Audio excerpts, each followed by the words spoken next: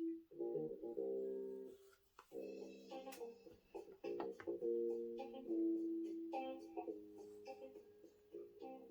everybody, and welcome to the Furman Joust podcast, special interview edition. We'd like to thank our sponsors, and that is Ardensburger Grill in Central South Carolina. Go by and see Donnie and Angie; they will treat you right. That's Ardensburger Grill in Central South Carolina. Open Sunday from 11 to 3 with meet and greet, and then closed on Monday. Then Tuesday through Saturday they're open from 11 a.m. until they close insides at 8 o'clock, but they will serve all kinds of food after 8 o'clock, except for hibachi. So make sure you go by and see Donnie and Andy at Ardensburg Grill, Central South Carolina. Also, Clemson Wine Bar at Patrick Square. Go by and see Tiffany Reefin and her crew. They will definitely take care of you. That's for all your wine and spirits. That is Clemson Wine Bar at Patrick Square. Upstate Physical Therapy in Anderson, South Carolina. Go by and see David and Jimmy. You're talking about the best physical therapists and also their whole staff. They will take care of you. They will make sure you feel better. I am a patient there, and I can tell you, no one does it better than David and Jimmy. Also, we want to thank Pepsi Cola. Nothing's better than a nice cold Pepsi. Also, we want to thank TrueVictory.com. Use the code TheFanboys and get 15% off at checkout. The only thing it won't take it off is the gift card. Also, we want to thank Doobie.gg. That's Doobie.gg. That's DUBBY.gg. The best energy drinks you can get on the market. No sugar, none of the nasty additives. Doobie is the safest and best way to get your energy up. That's Doobie.gg. Use code Furman Joust and save 10%. Also, go to FurmanJoust.com. We got lots of great sponsors down at the bottom. Our Redbubble, which is our gear. You can get your Furman Joust gear now. You can also go down and go to Amazon. Save money, save time. Go and be a part of FurmanJoust.com sponsors. If you don't want to be a sponsor, make sure you follow our sponsors, and thank you so much.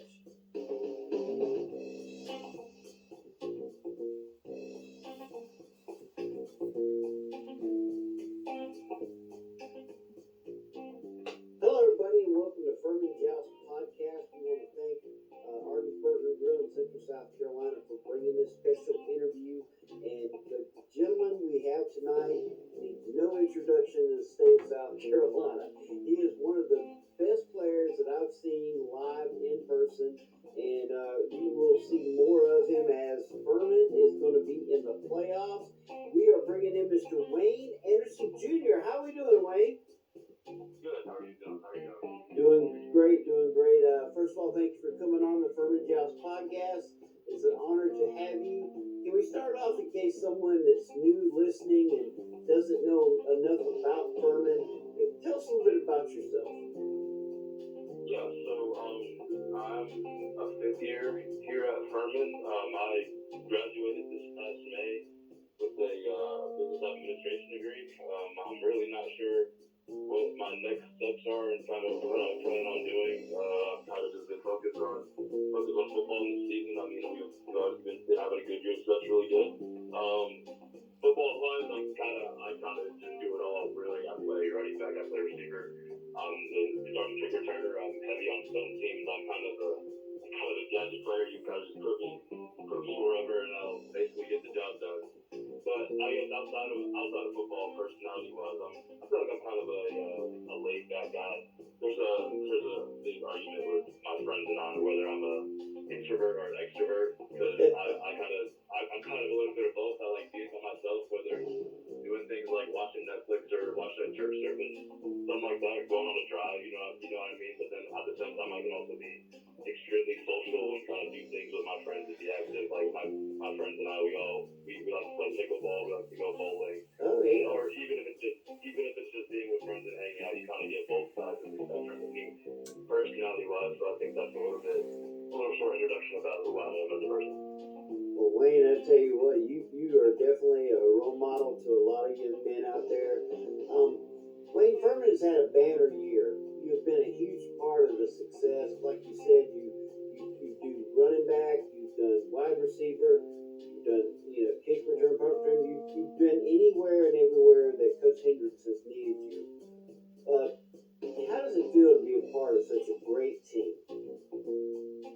I think it's awesome. Honestly, it's really a blessing. We had what 42 seniors on the team, so like we're a really experienced team, and a lot of the team just decided to come back, especially after how the season ended last year. So I think our experience was a really big part of kind of how we did this year, but also just a motivating factor of how last year ended. We knew that wasn't up to our standard. I mean, people said we had a really good year for what we had, but I mean, we always told them that we didn't accomplish anything last year. So it's safe to say like we accomplished something this year, winning the SoCon champs, getting a first round bye in playoffs. I think that's really good. But also we know SoCon is one thing, and that part of it's finished. But at the same time, we have bigger aspirations, and we know where we can go. So I think it's great to just be a part of a really great team, and we have a brotherhood here at Furman. It's awesome. So I'm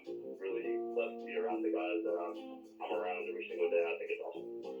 Awesome. And now Furman has a first week bye, then the home game. Knowing you have at least one more home game, what does it mean for the team to have that home crowd feeling, at least for one more game? We know it's going to be more, but we can't put the horse ahead of the car. You know what I'm saying? We want to make sure we're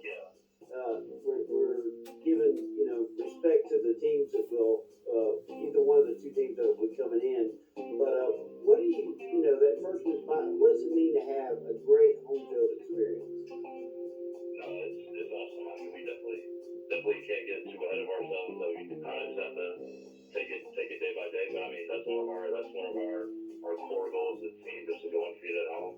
And I think the home crowd. I think we talked about it yesterday. We had over 10,000 people on every single home game. So I think that's really awesome, especially for us being in the position we're in. I think it's really awesome that we don't have to travel yet.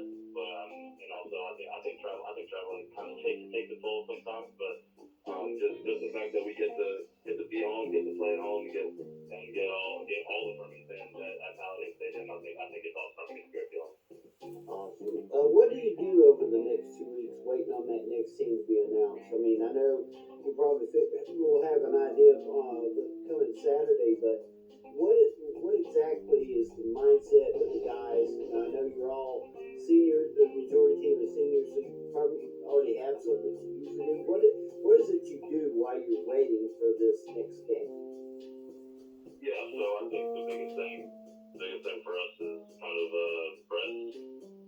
We gotta get better. We're gonna practice tomorrow and Wednesday, but I mean at the same time we have to get the rest. We have to get healthy. It's gonna be good to get Tyler Huff back, and I mean Dom, our running back, didn't play last week, so I mean it's gonna be good to kind of get him back, get him healthy. But at the same time, it'll also be good to kind of get away from football for a little bit. I mean, it's good. I'm glad that we have a bye, so I get the chance to finally go home for the first time. I haven't been back to Texas since May, I believe. So I think I'll get a chance to go home, see some family, see some friends, and kind of get away from the game for a little bit. But at the same time, when we come back, I mean, we know what we have to do. We know it's really just a one game, one practice at a time, one day at a time, one game at a time. That's honestly been our kind of theme all year. We really don't like to look ahead, if that makes sense. I understand. What advice would you give to players in high school right now about why not come to an FCS school or NAIA, or because not everybody can get a D1 offer? And I mean, if I'm not mistaken, every time I turned around, I saw a lot of NFL scouts at practices. So it's not like you can't get seen at the FCS level. Oh yeah, 100%. I mean, you can look at Ryan Miller from last year. I mean, you can come to a small school like Furman, and people would say, oh, no one's gonna get recruited from there. But I mean, a lot of good players have played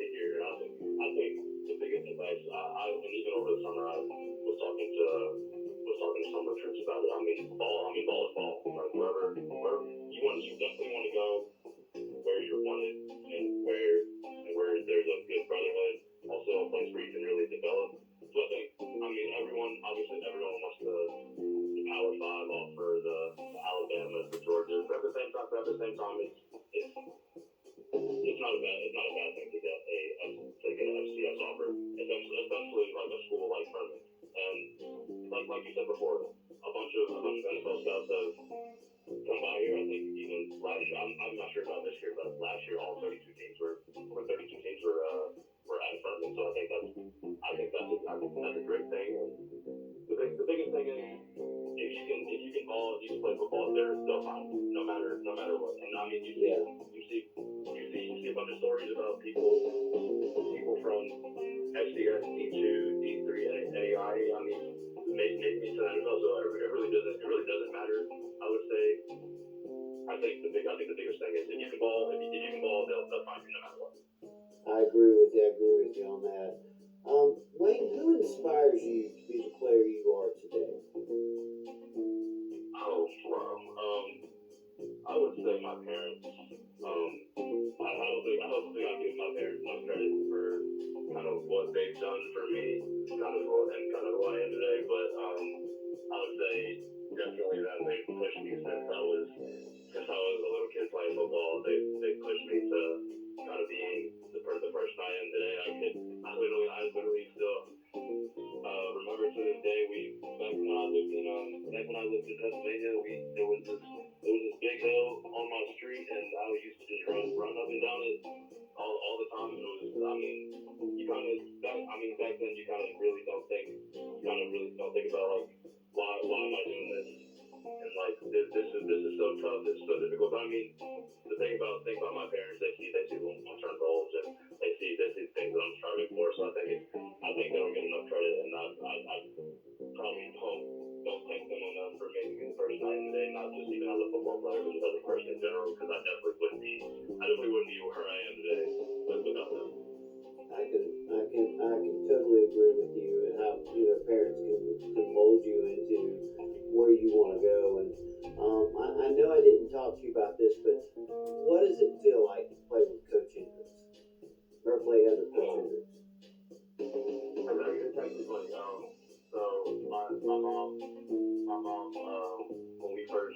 when Coach Hendricks first came over to my house in Texas when he was recruiting me, I mean, my mom literally wanted me to go to Furman and just come back to their family. And I think that's something that Coach Hendricks probably doesn't get enough credit for. Just who he is as a person, how he cares about his guys, and I think it's just a blessing. I think it's a blessing to play for a coach like him. I mean, he loves all of us.